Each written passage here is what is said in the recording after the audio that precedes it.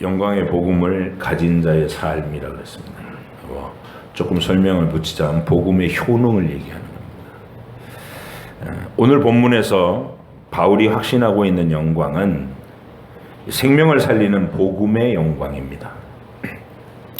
그런데 신기하게도 고린도 전서와 고린도 후서에서는 정작 그 복음의 영광을 설명하는 내용에는 많은 지면을 할애하지 못합니다. 왜냐하면 고린도 전후서는 고린도 교회에서 발생한 이 급한 문제들에 대해서 답변이 급했기 때문입니다. 그러나 우리는 바울의 다른 서신들을 가지고 있죠.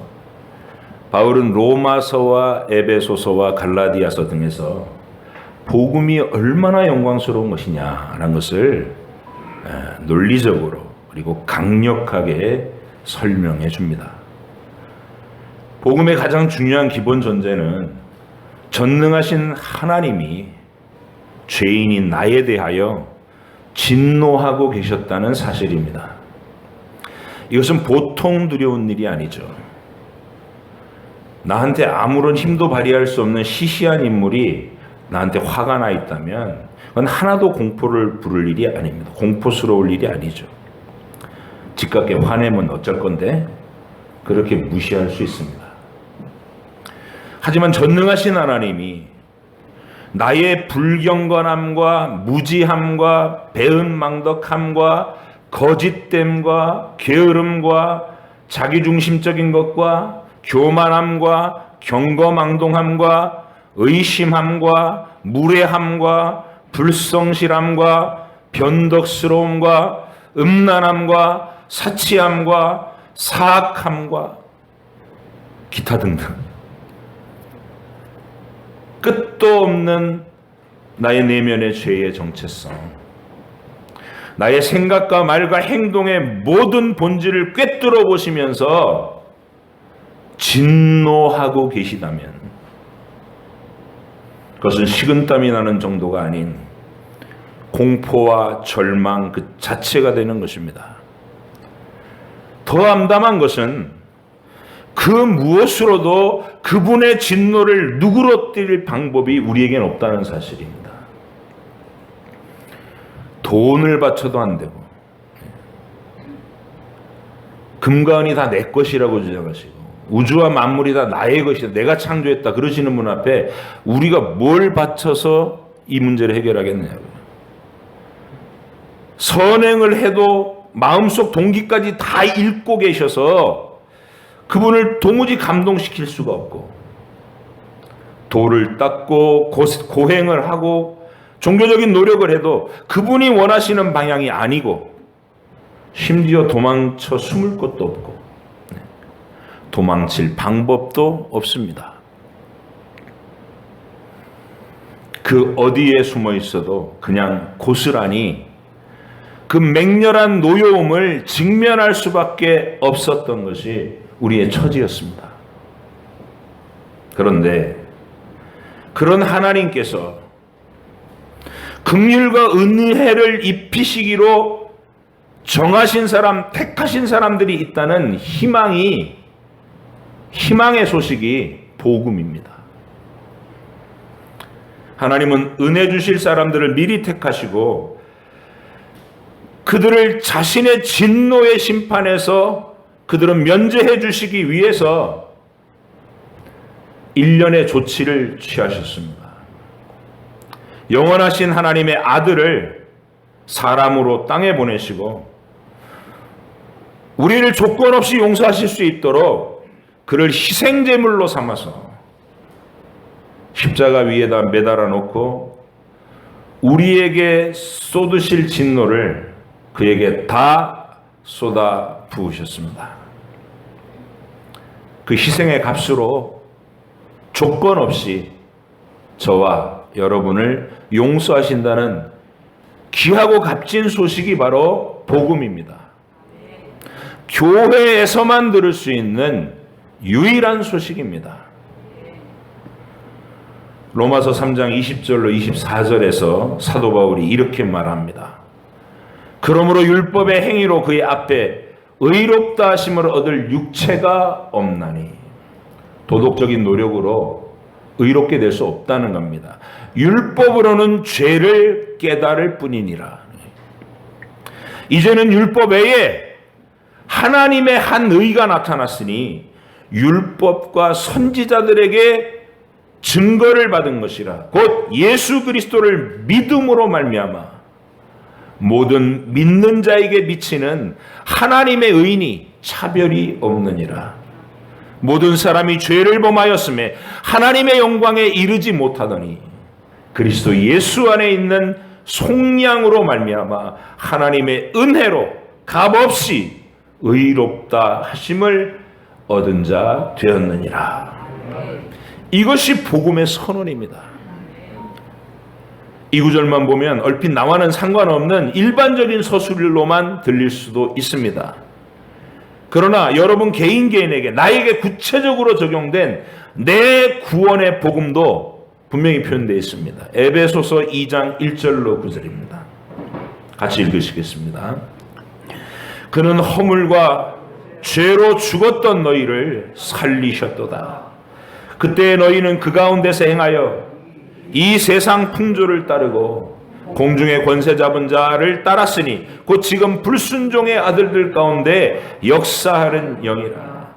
전에는 우리도 다 그 가운데서 우리 육체의 욕심을 따라 지내며 육체와 마음에 원하는 것을 하여 다른 이들과 같이 본질상 진노의 자녀였더니 긍휼이 풍성하신 하나님이 우리를 사랑하신 그 큰 사랑을 인하여 허물로 죽은 우리를 그리스도와 함께 살리셨고 너희는 은혜로 구원을 받은 것이라. 또 함께 일으키사 그리스도 예수 안에서 함께 하늘에 앉히시니 이는 그리스도 예수 안에서 우리에게 자비하심으로써 그 은혜의 지극히 풍성함을 오는 여러 세대에 나타내려 하심이라. 너희는 그 은혜에 의하여 믿음으로 말미암아 구원을 받았으니 이것은 너희에게서 난 것이 아니요 하나님의 선물이라. 행위에서 난 것이 아니니 이는 누구든지 자랑하지 못하게 함이라. 못 알아들을 구석이 없죠. 이러한 복음의 가치를 알아들은 사람들은 그 복음의 영광도 알게 되는 것입니다. 이 세상의 그 어떤 것으로도 바꿀 수 없는 소중한 가치가 그 속에 고스란히 들어있고 내 목숨을 바쳐도 조금도 아깝지 않은 확신이 그 속에 있는 것입니다. 하지만 이 세상에는 이토록 위대한 복음 앞에서도 조금도 감동을 받지 못하는 사람들이 있습니다. 그들은 하나님의 진노에 대한 두려움을 애써 회피하는 사람들입니다. 온 세상에 가득한 인류가 너무나 자명한 자신의 죄악의 실체와 명백한 하나님의 진노를 애써 외면하는 이유는 스스로의 비참함을 너무나 잘 알기 때문입니다. 그들은 인간이 선하지 않다는 사실을 잘 알면서도 부정합니다. 그들은 그래도 사람이 꽃보다 아름답다 그러면서 포장을 해요. 그리고 온 인류가 다 함께 선을 행하고 정의와 평화를 추구하면 조만간 미래의 인류가 전쟁도 그치고 온갖 비리와 범죄도 사라진 유토피아를 건설할 수 있다고 주장합니다. 불가능한 주장이죠. 그러나 아무리 그들이 부인해도 그들은 자신들의 내면이 결코 선하지 않다는 사실을 끊임없이 직면합니다. 우리도 마찬가지입니다. 겉으로 드러나는 모습만 잘 관리하면 된다고 생각하는 도덕주의자, 이상주의자들은 자신들 속에 존재하는 부조리와 모순과 비겁함과 거짓됨과 사악함의 문제를 결코 해결하지 못합니다. 들어있는데 어쩔 것이에요. 다만 잘 감출 뿐입니다. 세상의 도덕이 할 수 있는 건 그 정도예요. 그리고 조금 더 위선적으로 흐르면 들키지 않으면 문제가 없다고 생각하면서 지식과 교양을 갖추고 그럴듯한 모습으로 자신을 꾸며서 의로운 채 할 뿐입니다. 이게 인류의 비극입니다. 그들은 스스로가 사악하다는 사실을 결코 인정하지 않기 때문에 하나님의 진노라는 말을 가장 싫어합니다. 그래서 교회를 미워하는 거예요. 아니, 이 정도면 됐지 무슨 심판을 받느냐, 내가 무슨 범죄자냐 이럽니다. 신의 진노는 세상의 범죄자들이나 공평과 정의에 열심내지 않는 구질구질한 죄인들에게 쏟아져야 하는 것인데, 정작 신은 언제나 어디론가 숨어서 잠을 자고 있는 것처럼 세상은 엉망진창이라며 하나님 탓하고 다른 사람 탓을 합니다. 이게 세상의 도덕주의자들의 회피의 모습입니다.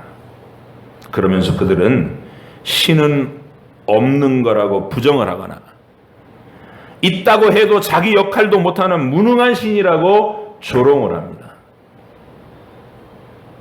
그것은 자신들은 전혀 심판받을 만한 죄인이 아니라고 항변하고 싶은 것입니다.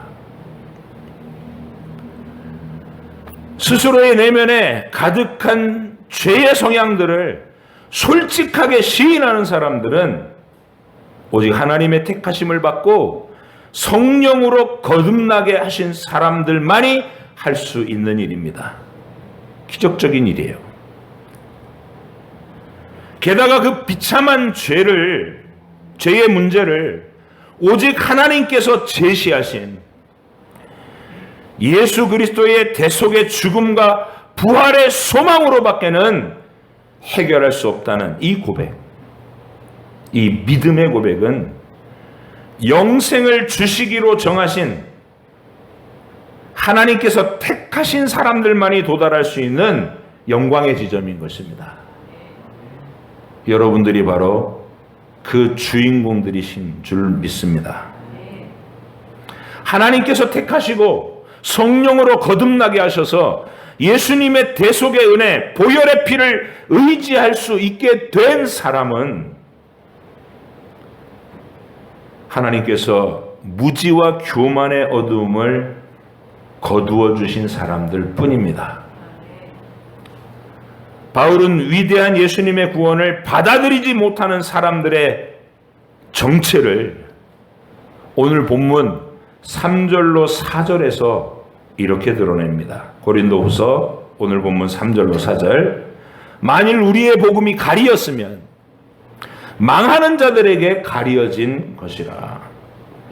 그 중에 이 세상의 신이 믿지 아니하는 자들의 마음을 혼미하게 하여 그리스도의 영광의 복음의 광채가 비치지 못하게 함이니 그리스도는 하나님의 형상이니라. 이 빛이 비치긴 비쳤는데 그 영광을 더 풍성하게 막 깨닫게 해주실 하나님의 은혜를 마귀가 막는 방법도 있어요. 여기 졸음의 영이 가득 임해가지고 예배가 시작되면 그냥 막 졸리는, 그 기도하셔야 돼요. 빨리 깨나셔야 됩니다. 이 영광의 강체가 내 안에서도 찬란하게 비칠 수 있도록. 망하는 자들에게는 복음이 가려져 있다는 말은 복음의 가치를 도무지 알지 못한다는 뜻입니다. 그런 사람들은 결코 하나님의 나라에 참여할 수 없게 됩니다. 바울은 그런 사람을 망하는 자들이라고 부릅니다. 돈이 없는 사람이 아니고 권력이 없는 사람이 아니고 이 세상에서 시시하게 사는 사람이 아닌 잘나가고 세력을 휘두르는 사람들도 이 복음을 받아들이지 못하는 사람이라면 망할 자들이라는 것입니다. 그리고 그들이 그토록 거만하게 복음을 거절하는 이유를 사탄이 그 마음을 혼미하게 해서 예수 그리스도의 복음의 광채가 그 안에 비치지 못하게 막기 때문이라고 말합니다. 그러므로 오늘 이 예배 시간을 통하여 우리가 제일 먼저 점검해 보아야 하는 것은 나는 어떤가라는 질문입니다. 내 자신의 죄와 비참함에 대해서 뼈저린 자각이 있었는지 또 있는지 돌아봐야 합니다. 그리고 그 깨달음의 끝에서 자연스럽게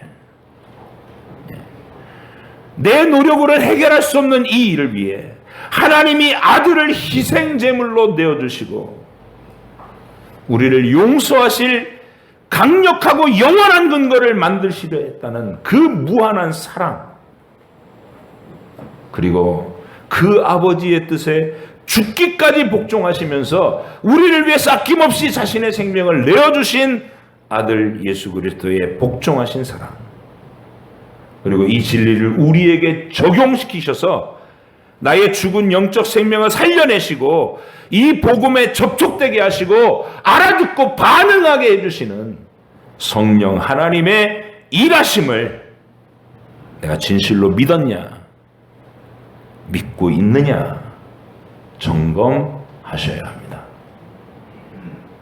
이 복음이 가리워진 자들은 망할 자들이니라. 마귀가 그 마음에 어둠에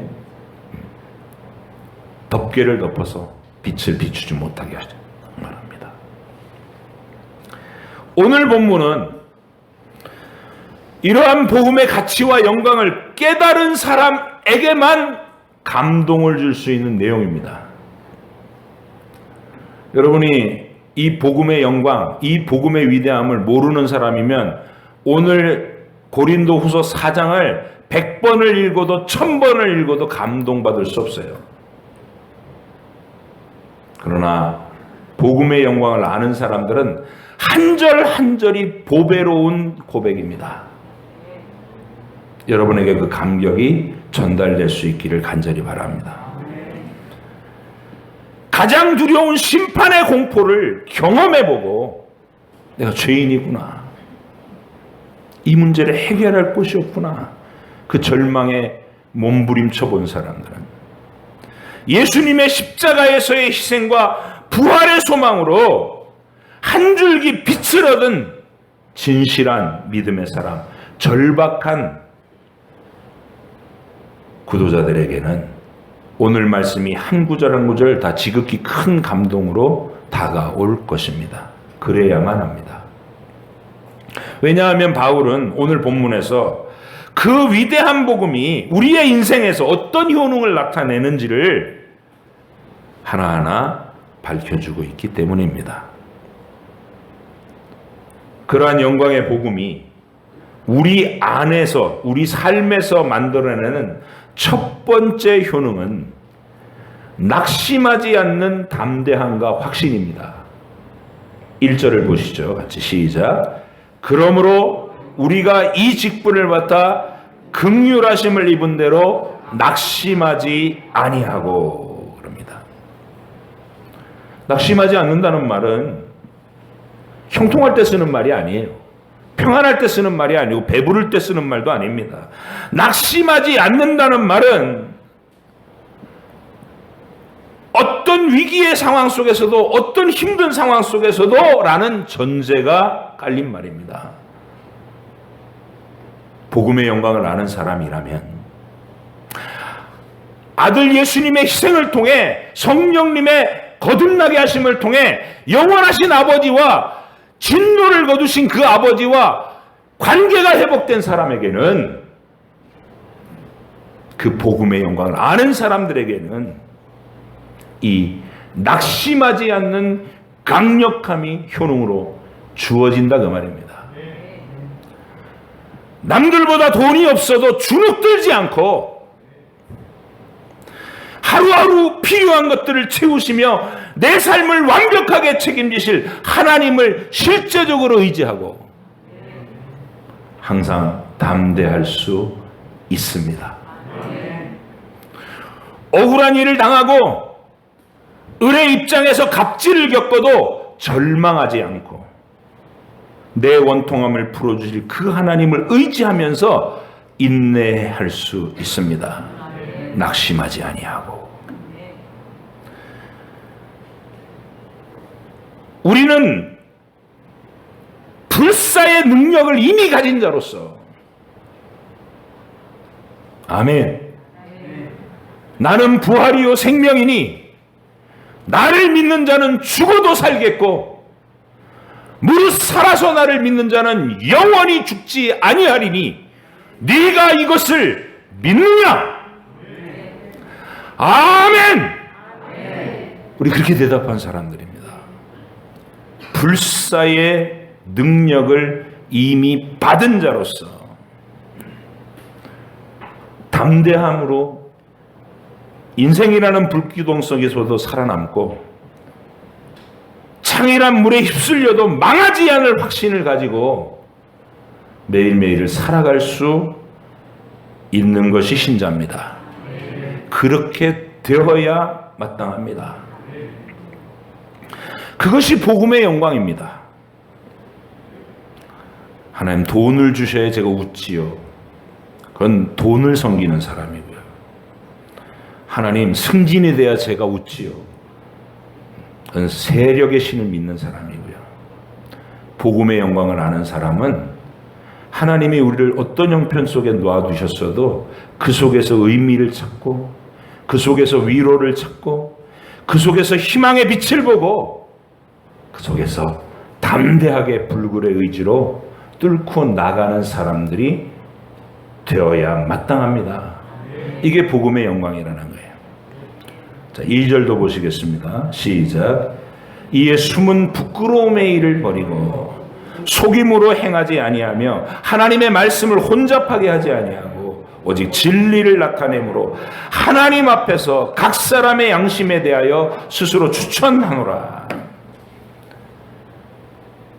또 중요한 복음의 영광이 뭐냐? 우리가 죄와 타협하는 자들이 아니고 죄에게 질질 끌려다니는 자들이 아니고 죄와 싸우며 죄를 이겨내는 비결을 터득해 나가는 사람들이 되었다는 것이 복음의 영광입니다.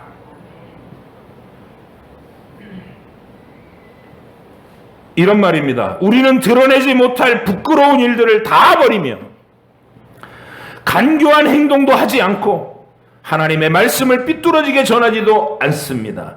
그리고 진리를 밝히 드러내면서 하나님 앞에서나 모든 사람의 양심 앞에 우리 자신을 떳떳하게 세울 수 있게 됩니다.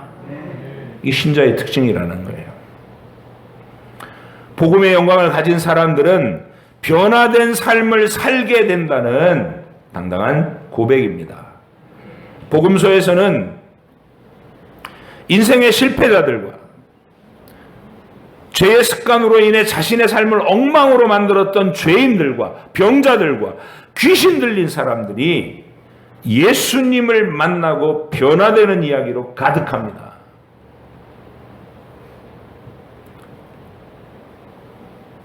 그게 복음서가 말하고자 하는 거예요. 병들면 다 고쳐지겠다. 너희는 다 성공하게 해주겠다. 너희는 세상 사람들보다 더 안락한 인생을 살게 해주겠다. 그 약속이 아니고 어떻게 망가져 있던 처참한 우리가 하나님의 아들 예수님을 만나고 그날부터 변화된 삶을 살 수 있는지 그거를 이야기하고자 합니다. 이보다 더 영광스러운 일은 세상에 없는 거죠.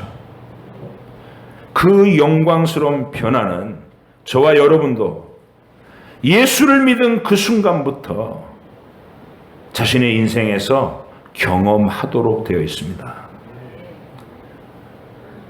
인생의 목적도 분명하지 않고 무가치하고 비겁하고 사악하고 비루했던 내 인생에서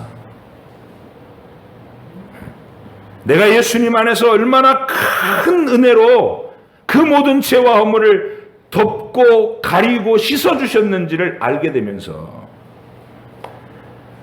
그 감격을 가지고 이제는 주님이 기뻐하시는 쪽으로 내가 한 걸음이라도 움직여 보겠노라고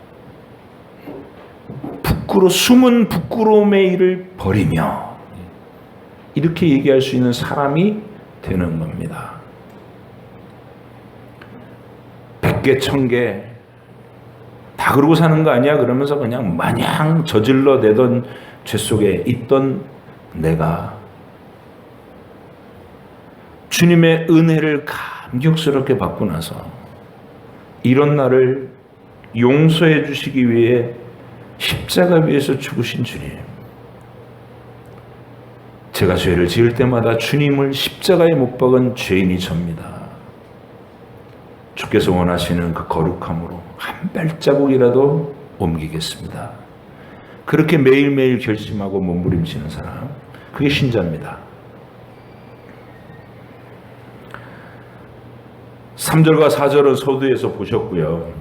복음의 영광을 가리워진 사람들에 대한 이야기는 했고 5절을 함께 읽으시겠습니다. 시작.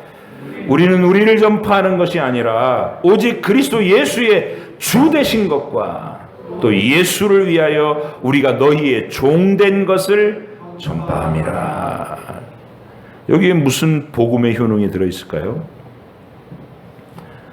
우리가 복음의 영광을 제대로 알고 그 영광을 소유하게 되면, 충만하게 소유하게 되면 제일 강력한 증거가 뭘로 나타나냐면 자신을 내세우는 일에서 철저하게 벗어난다는 겁니다. 오직 예수님만을 전하고 싶어하고, 그리고 내가 주인 되려는 게 아니라 다른 사람을 섬기는 자리에 기꺼이 들어가려고 한다는 거예요. 이게 복음의 효능입니다. 지금 이 시대는 얼마나 많은 사람들이 자신을 드러내고 싶어서 안다라는 세상에 우리가 살고 있습니까? 지금은 온 세상 사람들이 SNS를 통해 자신을 드러내고 어떻게 하면 어필해서 뜰까? 10만 구독자, 100만 구독자를 확보하면 돈이 굴러 들어올 텐데, 그래서 자기를 드러내는, 그리고 세상의 댓글과 반응에 목을 매는 시대를 우리가 살고 있습니다. 그러나 예수님을 제대로 믿고 복음의 영광을 알면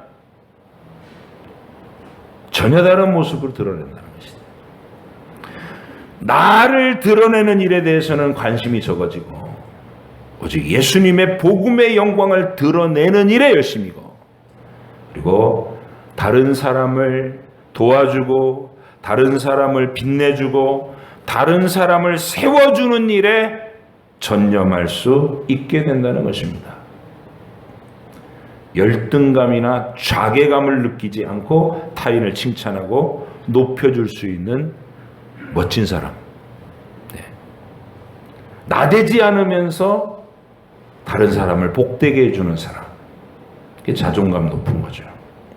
이는 주님의 사랑을, 어마어마한 복음의 사랑을 받았으니까 주눅들지 않아요. 자괴감으로 시달리지 않습니다. 예전의 상처로 쓴 감정을 느끼면서 매일 분노와 증오를 이를 갈고 살지 않아요. 내려놓을 수 있게 됩니다. 복음의 효능입니다.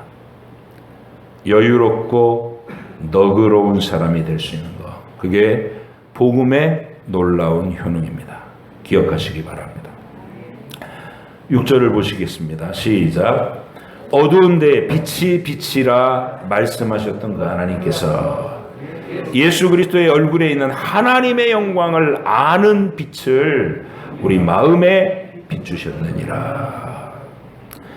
자, 이 마지막 구절의 오늘 본문에 바울은 이렇게 위대한 느낌으로 복음의 영광을 선언하던 그 순간에 문득 창세기 1장에 온 우주와 만물이 처음 창조되던 그 순간에 위대한 말씀이 떠오릅니다.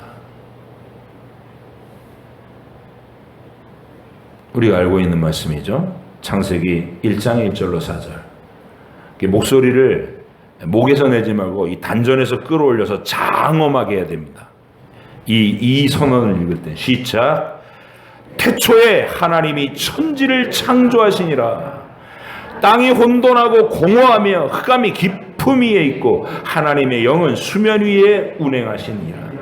하나님이 이르시되 빛이 있으라 하시니 빛이 있었고 빛이 하나님의 보시기에 좋았더라. 우리가 예수님을 믿게 된 그 순간, 복음의 영광을 받아들인 그 순간은 마치 온 우주와 만물이 창조되던 그 순간만큼이나 크고 놀랍고 신비롭고 웅장한 새 창조의 시간이라는 것을 말하고 싶은 겁니다. 죄로 인해서 어둡고 캄캄해져 있던 내가 예수님을 통해 보여주신 하나님의 영광, 하나님의 사랑을 생생하게 볼 줄 알게 된 새롭게 창조된 존재가 됐다는 것, 그 위대한 선언을 하고 있는 것입니다. 이 부분에 대한 가장 영광스러운 언급은 사도 요한의 선언을 빼놓을 수가 없죠. 요한복음으로 가십니다. 1장 1절로 오죠. 요한복음 1장 1절로 오죠. 시작. 태초에 말씀이 계시니라. 이 말씀이 하나님과 함께 계셨으니 이 말씀은 곧 하나님이시니라. 그가 태초에 하나님과 함께 계셨고 만물이 그로 말미암아 지은 바 되었으니 지은 것이 하나도 그가 없이는 된 것이 없느니라. 그 안에 생명이 있었으니 이 생명은 사람들의 빛이라. 빛이 어두움에 빛이 돼 어둠이 깨닫지 못하더라. 왜요? 죄가 가리워서. 이 캄캄함과 어두움이 세상에 태어났을 때 저와 여러분의 비참한 형편이었습니다. 그런데 하나님의 위대한 계획 속에서 우리가 택하심을 입고 구원의 주인공이 되었을 때 우리 안에는 위대한 변화가 일어났는데, 그럼 변화 정도가 아니라 우주와 만물을 창조하는 창조와 버금가는 새 창조가 이루어졌다는 것입니다. 요한복음 1장 9절로 14절로 넘어갑니다. 시작. 참빛 곧 세상에 와서 각 사람에게 비추는 빛이 있었나니 그가 세상에 계셨으며 세상은 그로 말미암아 지은 바 되었으되 세상이 그를 알지 못하였고 자기 땅에 오매 자기 백성이 영접지 아니하였으나 영접하는 자 곧 그 이름을 믿는 자들에게는 하나님의 자녀가 되는 권세를 주셨으니 이는 혈통으로나 육정으로나 사람의 뜻으로 나지 아니하고 오직 하나님께로서 난 자들이니라.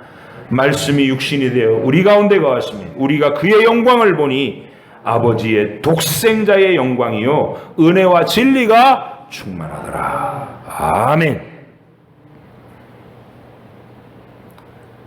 여러분 자신이 이 말씀의 주인공이 되신 것을 알고 그 감격과 확신을 누릴 수 있게 되는 것이 복음의 영광입니다. 이제 물질 갖고 낙심하지 않으실 수 있겠습니까?